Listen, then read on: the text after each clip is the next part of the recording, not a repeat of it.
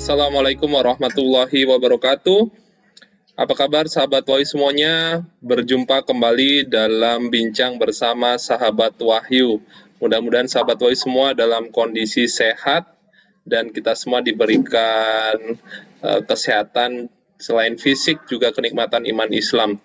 Dan sholat serta salam semoga senantiasa terlimpah dan tercurah kepada baginda Rasulullah Muhammad SAW.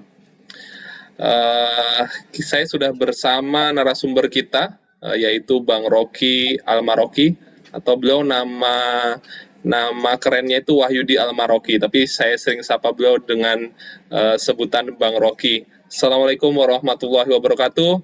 Sehat Bang Rocky? Waalaikumsalam warahmatullahi wabarakatuh. Alhamdulillah sehat, Bang Wahyu. Gimana kabar juga, Baik Bang Rocky. Alhamdulillah. Kita lagi mau bincang-bincang. Tapi sebelumnya saya itu lihat beberapa hari ini saya lihat sebenarnya masyarakat di Jakarta sudah mulai mengeluh tentang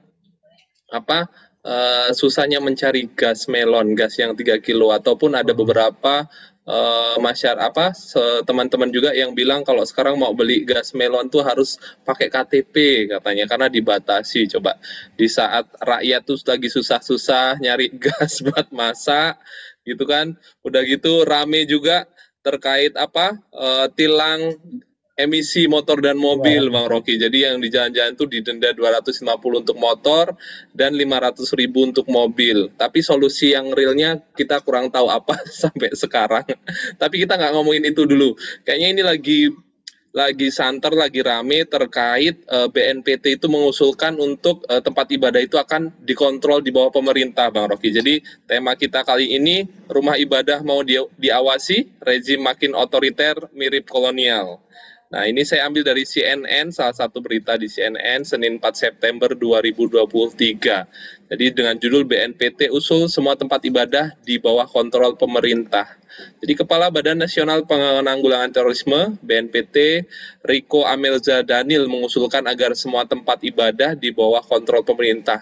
Nah, usulan ini disampaikan Riko merespon pernyataan anggota Komisi 3 DPR fraksi PDIP Safarudin dalam rapat bersama Komisi 3 DPR Senin 4 September 2023. Safarudin menyampaikan bahwa informasi ada masjid di wilayah Kalimantan Timur yang kerap digunakan untuk menyampaikan kritik kepada pemerintah. Ya, seharusnya kritik kepada pemerintah itu wajar ya Bang Rocky, tapi nggak tahu kenapa tiba-tiba rejim Jokowi melalui Kepala BNPT mengusulkan untuk mengontrol rumah ibadah. Kira-kira ada apa nih Bang Rocky?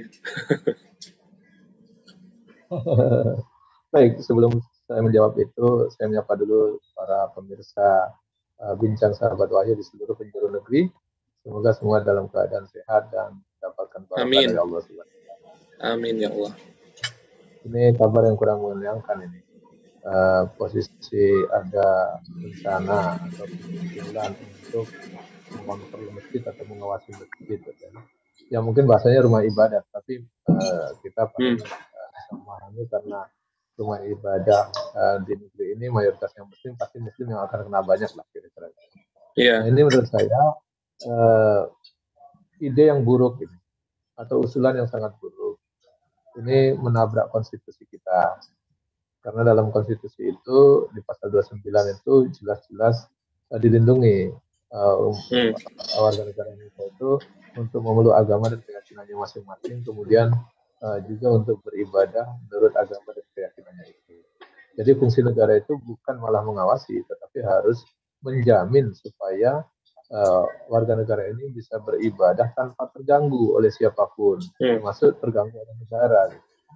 Nah, yang harus dilakukan oleh negara bukan mengawasi masjidnya, tetapi justru mengawasi umatnya supaya bisa lebih takwa, lebih serius dalam konteks beribadah, dan memeluk agamanya harus lebih baik, harus menjadi orang yang lebih beriman dan bertakwa. Itu harusnya kalau mau mendorong sana, bukan malah masjid yang diawasi malah dituduh radikal. Dan ini menurut saya ini fitnah yang buruk ini, fitnah yang luar biasa. Saya pikir ini nggak boleh diulang lagi, dan saya berharap banyak tokoh yang bisa memberikan respon atas pernyataan tersebut supaya usulan ini tidak berlanjut. Begitu Bung Wahyu. Baik, ada informasi bahwa sebenarnya yang dituju ini karena memang rumah ibadah merupakan sarang radikalisme atau intoleransi. Apakah ini tuduhan yang benar, Bang Rocky? Oh, saya kira ini tuduhan yang bukan saja membahayakan, ini cenderung jadi fitnah gitu. Jadi kita bisa membayangkan rumah ibadah, tempat orang beribadah, tempat orang meningkatkan keimanan, ketakwaan, lalu dituding jadi sarang radikalisme. Itu dari mana sumbernya? Kalau hanya sekedar mengkritik pemerintah, sebenarnya itu bukan radikal, justru itu wujud kecintaan. Jadi kecintaan kepada negeri ini, kecintaan kepada para pemimpin juga, supaya tidak terlalu jauh menyimpang dari tujuan kehidupan berbangsa bernegara maupun beragama. Jadi justru jadi kontrol di situ, jadi alarm yang baik, wujud kecintaan kita supaya apa? Supaya pemerintah tidak semena-mena, tidak juga pemerintah itu menyimpang terlalu jauh melakukan pelanggaran terhadap norma konstitusi maupun norma agama.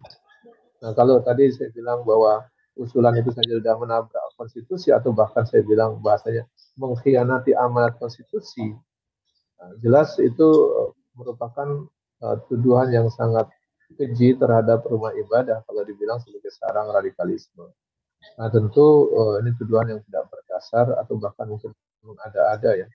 Saya pikir harus ada koreksi di situ. Jadi kalaupun ada orang yang radikal ataupun apa, ya tentu tidak boleh disalahkan tempat ibadahnya, apalagi dikategorikan sebagai sarang. Masa alasan orang mengkritik pemerintah kemudian dibilang itu radikal, kemudian masjid yang tempat mengkritiknya dibilang sarang. Ini menurut saya pernyataan yang buruk, menunjukkan kualitas orang yang menyatakan juga tidak bagus. Kemudian juga ini menunjukkan bahwa ada tendensi yang tinggi, bahkan mungkin ada kejahat memojokkan rumah ibadah tertentu maupun umat ibadah tertentu yang menjalankan ibadahnya di masjid. Termasuk juga menyudutkan orang yang sebenarnya cinta kepada negeri ini, cinta kepada pemimpin-pemimpinnya untuk memberikan kritik dan koreksi kepada mereka supaya tidak terlalu jauh untuk menyimpang dari kehidupan berbangsa dan bernegara sesuai amanat konstitusi, dan juga apalagi tidak menyimpang dari ajaran agama yang kita anut masing-masing di negeri. Begitu Bung Wahyu. Baik, baik. Ini saya ambil beberapa tokoh Bang Rocky yang ya sebagian besar semua menolak. Yang pertama dari Ketua DPP Partai Nasdem Effendi Choi, beliau menyatakan bahwa ini lebih dari Orba, gitu kan. BNPT itu berlebihan dan ini nanti akan mempengaruhi independensi dalam beribadah bagi para pemeluk agama. Kemudian yang kedua adalah menurut Komisi 3 DPR ini merupakan pemikiran yang sesat. Jadi dari Abu Bakar Al-Habsyi, anggota Komisi 3 DPR RI, menyampaikan bahwa usulan Badan Nasional Penanggulangan Terorisme atau BNPT agar pemerintah mengontrol semua tempat ibadah di Indonesia adalah pemikiran yang sesat. Karena beliau menilai bahwa jika alasan BNPT mengawasi tempat ibadah agar tak jadi sarang radikalisme, seolah-olah menuduh jika tempat ibadah merupakan sarang terorisme. Begitu beliau menyampaikan, Bang Rocky. Apa tanggapan Bang Rocky terkait dua tokoh tersebut, Bang Rocky? Ya, saya pikir ini mewakili berbagai suara batin dari sebagian besar masyarakat Indonesia yang mayoritas Muslim untuk menyuarakan pandangannya bahwa memang itu keliru. Apalagi mengatakan rumah ibadah sebagai sarang radikalisme atau bahkan sarang terorisme.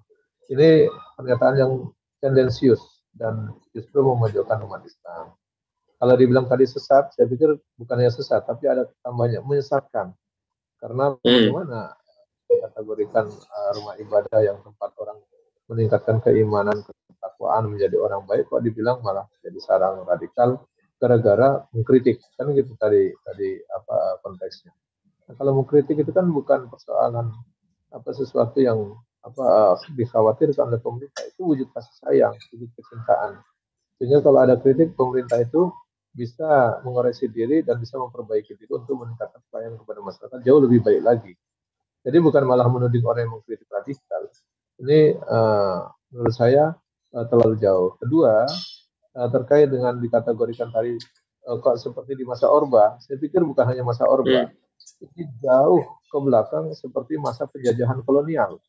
Hmm. Jadi kalau masa Orba mungkin tidak ada lah apa pengawasan-pengawasan, tapi yang paling memulai pengawasan terhadap rumah ibadah, terutama masjid dan pesantren, itu kan diawali dari masa penjajahan Belanda dulu, ketika Belanda menganggap bahwa sumber perlawanan penjajahan itu dari masjid dan dari pesantren gitu. Dan yang melakukan perlawanan adalah umat Islam dipimpin oleh para ulama atau kiai. Oleh karena itu dulu Belanda mengeluarkan ordonansi sekolah liar, ada ordonansi pengaturan haji dan seterusnya. Ini itu dimulainya ke sana. Jadi kalau masjid lagi diawasi sekarang, ini mundur bukan masa Orde Baru, tapi ke masa penjajahan, kembali masa lalu, di masa penjajahan kolonialisme di negeri ini. Jadi mundurnya bukan tanggung-tanggung, mundurnya luar biasa ke belakang jauh. Karena saya pikir di era modern ini dengan informasi yang semakin terbuka, jangan terlalu lah menuduh masyarakat aneh-aneh. Kan masyarakat sekarang sudah semakin cerdas, informasi semakin terbuka. Masyarakat cerdas lah bisa menilai mana yang radikal, mana yang bukan, mana yang banyak janji tapi tidak laksanakan, mana yang serius untuk mencintai negeri ini dan memikirkan rakyat. Saya pikir itu. Baik, tadi dari dua tokoh. Sekarang saya lihat dari berita di beberapa portal media elektronik bahwa MUI menolak, kemudian Dewan Masjid Indonesia menolak, bahkan Muhammadiyah menolak, gitu kan. Tapi saya ambil dari website mui.org.id, MUI tolak usul BNPT soal pemerintah kontrol rumah ibadah. Jadi Ketua Majelis Ulama Indonesia atau MUI bidang dakwah dan ukhuwah Kiai Haji Khalil Nafis menolak rencana pemerintah untuk mengontrol tempat ibadah.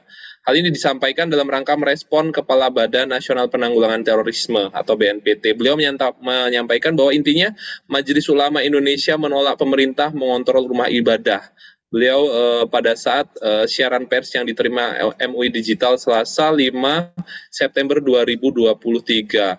Kiai Khalil menyampaikan keberadaan negara adalah untuk menjamin kebebasan umat beragama dalam beribadah dan menjalankan keyakinannya.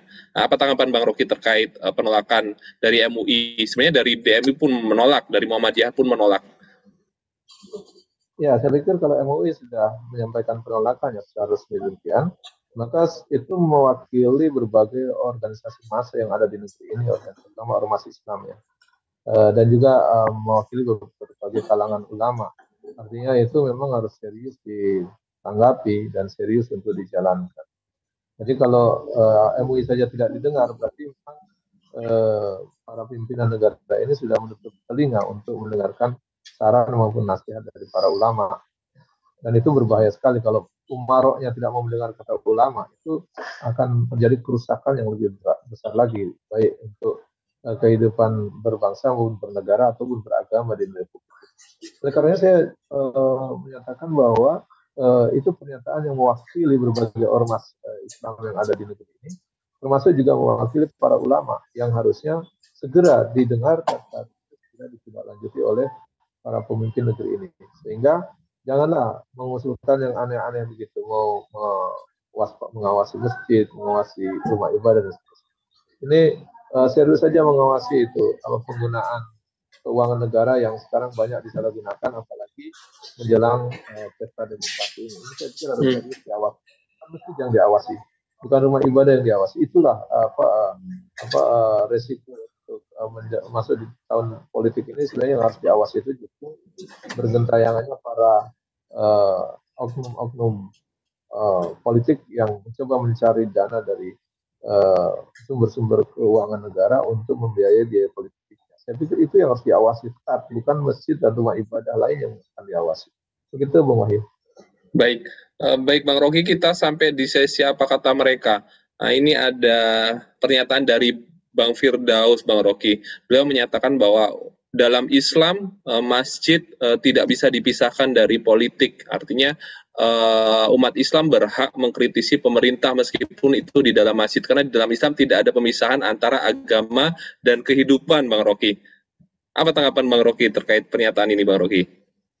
Nah, ini sekaligus menyadarkan para pemimpin kita bahwa kalau mengambil negara sebagai negara sekuler, semestinya jangan menyentuh urusan keagamaan, jangan mengurusi urusan masjid, jangan mengurusi urusan-urusan yang lain. Kalau memang mengambil negara sekuler, jadi negara sekuler tidak boleh mencampuri urusan keagamaan atau ibadah orang lain. Justru fungsi negara itu untuk melindunginya. Itu kalau mau menjadi negara sekuler.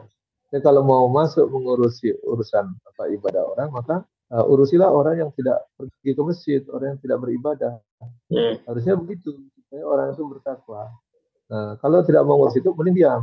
Dan jangan memfitnah-fitnah seperti itu kategorinya fitnah.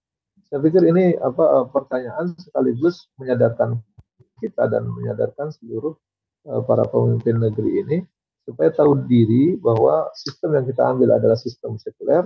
Kalau sistem sekuler mau konsisten, tidak boleh mengganggu urusan masjid, urusan ibadah orang lain, urusan tempat ibadah maupun urusan keagamaan yang lain. Tapi kalau mau masuk ke level untuk tidak sekuler tapi ingin mengambil bagian menjadi negara yang taat kepada aturan agama, mengadopsi salah satu agama, maka urusan keagamaan itu yang dikontrol. Jadi orang yang tidak pergi ke masjid itu yang dipersoalkan, bukan orang yang ke masjid malah dipersoalkan. Atau justru orang yang tidak pergi beribadah, itu yang harusnya ditegur. Termasuk orang yang tidak pergi sholat Jumat, itu yang diawasi, bukan masjid yang diawasi. Ini kebalik-balik. Nah, itu pilihan-pilihannya. Jadi kalau mau jadi negara sekuler, jadilah negara sekuler. Kalau menjadi negara agama, jadilah negara agama. Dan kalau perlu menjadi negara syariah, harus yang baik. Saya pikir kalau mau lebih baik hidupnya, jangan jadi negara sekuler, jangan jadi negara agama, tapi yang taat kepada aturan agama, yaitu negara yang taat kepada aturan Allah, itu negara yang dengan menerapkan syariah atau hukum Allah. Saya pikir di situ yang harusnya dilakukan oleh negara. Baik, terima kasih Bang Rocky. Ini pertanyaan selanjutnya. Sebenarnya apakah mengkritik pemerintah dalam demokrasi itu dilarang? Terus sebenarnya dalam Islam itu seperti apa? Ya, jadi begini, dalam negara demokrasi mengkritik itu adalah hak rakyat. Hukumnya mubah itu kalau kita bilang, boleh gitu. Ini berbeda dengan dalam sistem negara autokrasi yang sifatnya otoriter. Kalau dalam negara autokrasi atau kerajaan, rakyat tidak boleh mengkritik. Mengkritik hukumnya haram. Ini berbeda dengan negara dalam sistem Islam, misalnya dalam negara khilafah. Sistem khilafah itu dalam pandangan Islam mengkritik itu hukumnya wajib, bukan hak. Dalam demokrasi mengkritik hak, dalam sistem Islam wajib. Dalam sistem autokrasi tidak boleh, terlarang. Nah, itu yang bedanya. Jadi kalau dalam sistem demokrasi mengkritik pemerintah hukumnya hak rakyat dan boleh, dalam sistem Islam justru itu wajib. Nah, wajib itu menjalankan fungsi untuk kontrol muhasabah lil hukam, untuk mengecek penguasa itu supaya berada dalam koridor kebaikan, supaya kalau ada yang keliru segera dikoreksi. Jadi beda-beda hukumnya. Jadi kalau dalam sistem demokrasi mengoreksi penguasa atau mengkritik penguasa itu boleh karena mubah, berarti dia boleh dan tidak, boleh dilakukan, boleh tidak. Tapi kalau dalam sistem Islam dia wajib, hukumnya wajib mengoreksi atau mengoreksi penguasa. Dan kalau hukumnya wajib berarti melakukan mendapat pahala, meninggalkan mendapat dosa. Dan itu yang membedakan. Jadi alangkah indahnya kalau bisa hidup dalam sistem Islam, sehingga kalau mengoreksi penguasa merupakan ibadah yang besar. Sementara kalau dalam sistem demokrasi, mengoreksi itu hanya dianggap sebuah hak yang boleh dilakukan, boleh tidak.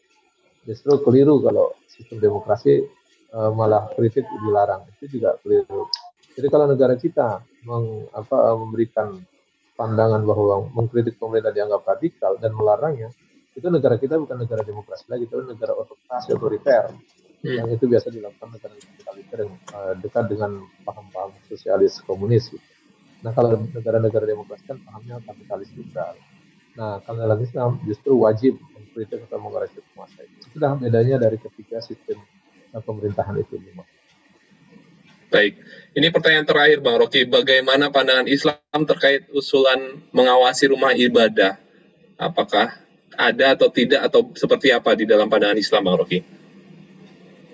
Iya, rumah ibadah dalam pandangan Islam itu tempat untuk melakukan berbagai kegiatan umat, baik dalam konteks pendidikan, dalam konteks politik, dalam konteks sosial, dalam konteks ekonomi, semua bisa dilakukan di rumah ibadah, yaitu masjid. Jadi masjid itu pusat aktivitas umat, baik untuk mendidik umat di situ, untuk mengurusi masalah sosial di situ, untuk mengurusi ekonominya di situ, untuk mengurusi mengantisipasi kriminalnya di situ, penegakan hukumnya di situ. Jadi di zaman Nabi, masjid itu bukan hanya tempat sholat, tapi tempat seluruh aktivitas umat. Bahkan ketika Rasul berhijrah datang ke Madinah, yang pertama kali dibangun itu masjid, bukan ibu kota negara, tapi masjid. Itu juga harus diperhatikan. Jadi kalau sekarang malah justru tidak membangun masjid. Jadi kalau membangun masjid, di masjid itulah nanti pusat pemerintahan, pusat politik, pusat ekonomi, pusat budaya, pusat keamanan dan seterusnya. Gitu. Nah itulah kalau mau menjadikan pandangan Islam itu sebagai rujukan. Di masjid itu juga pusat kepemimpinan umat. Sehingga siapapun yang ingin menjadi pemimpin terukur. Orang yang rajin ke masjid, orang yang imannya bagus, orang yang bersih, berkarakter, integritas, dia disiplin, begitu azan sudah datang tepat waktu, begitu maghrib dia sudah siap-siap. Jadi kita tidak mendapatkan pemimpin yang tidak pernah ke masjid kalau itu. Nah itu dalam pandangan Islam. Jadi mengawasi masjid itu tindakan kriminal sebenarnya, karena harusnya dia melindungi masjid bukan mengawasi. Jadi ini bahas. Artinya ada niat yang buruk, patut diduga ada niat negatif terhadap rumah ibadah sehingga ini diawasi, dikontrol. Bahkan lebih parah lagi, dikontrol kan. Muslim dan rumah ibadah dikontrol. Itu menurut saya terlalu jauh dah, penyimpangan dan segala macam. Memang harus segera dikoreksi. Saya bersyukur MUI sudah berbicara, ormas sudah berbicara, beberapa tokoh politik juga berbicara. Saya pikir kita juga bincang sahabat Wahyu harus bicara, karena minimal menggugurkan kewajiban kita supaya ada hujah di akhirat bahwa kita tidak membiarkan niat buruk ini untuk mengawasi rumah ibadah. Saya pikir gitu, Bung Wahyu. Baik, terima kasih banyak Bang Rocky. Mudah-mudahan apa yang kita lakukan ini bisa memberikan sedikit pencerahan kepada masyarakat di Indonesia. Baik, tapi sebelum kita akhiri, saya ingin mendengar closing statement dari Bang Rocky terkait tema kita, rumah ibadah mau diawasi, rejim makin otoriter, mirip kolonial. Silakan Bang Rocky. Ya, mengawasi rumah ibadah, apapun rumah ibadah itu bentuk ketidakpercayaan kepada warga negaranya. Padahal negara itu harus percaya kepada warga negaranya, dan justru harus mendorong mereka rajin ke tempat ibadah, menunjukkan keimanan dan ketakwaan mereka baik.